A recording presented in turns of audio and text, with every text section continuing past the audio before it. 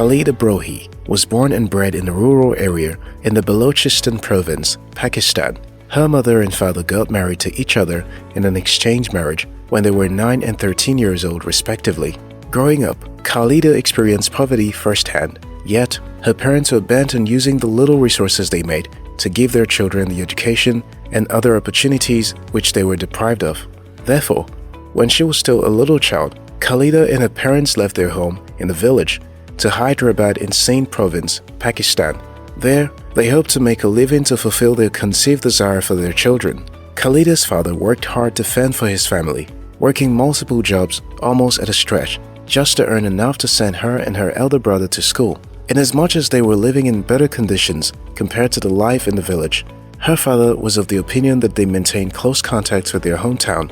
So, as Khalida grew older, she enjoyed visiting to see the beauty of her village, became conversant with the tradition in her village, but was especially horrified by the practices of honor killing, child marriage, and exchange marriage. In those practices, the girl child is almost always the ready victim.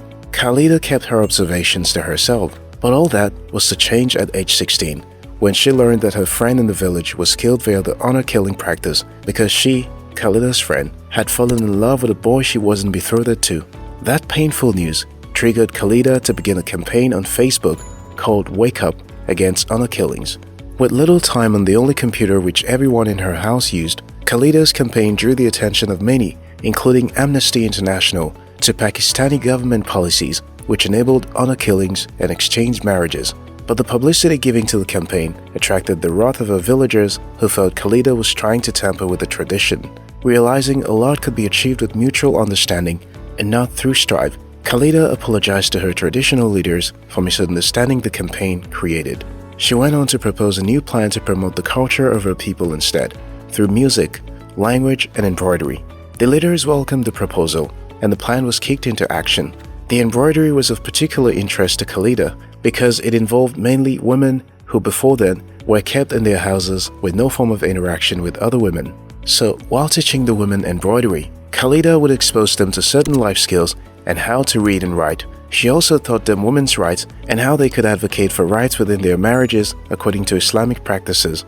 Thus was also the beginning of Sugar, the fashion brand created by Khalida Brohi, which displays the embroidery works of enlightened women from Balochistan, Pakistan. There are many ways to kill a rat, they say, and that is the mantra to live by if you intend to make an impact in a community of people from diverse social, economic, and religious backgrounds.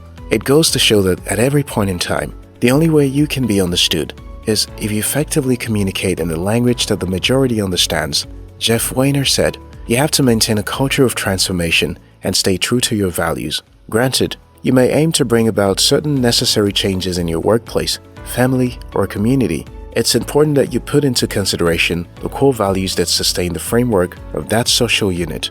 Anthony Robbins advised, "To effectively communicate, we must realize that we all are different in the way that we perceive the world and use this understanding as a guide to our communication with others. Experiences basically shape your perception of the world. Yours could be different from your neighbor next door. Having that understanding will guide your speech and actions when communicating."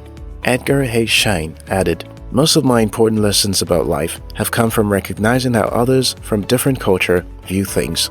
When you arm yourself with the knowledge that there is no particular way to effect a change, you'll be encouraged to adopt strategies which will suit the people you're bringing the change to.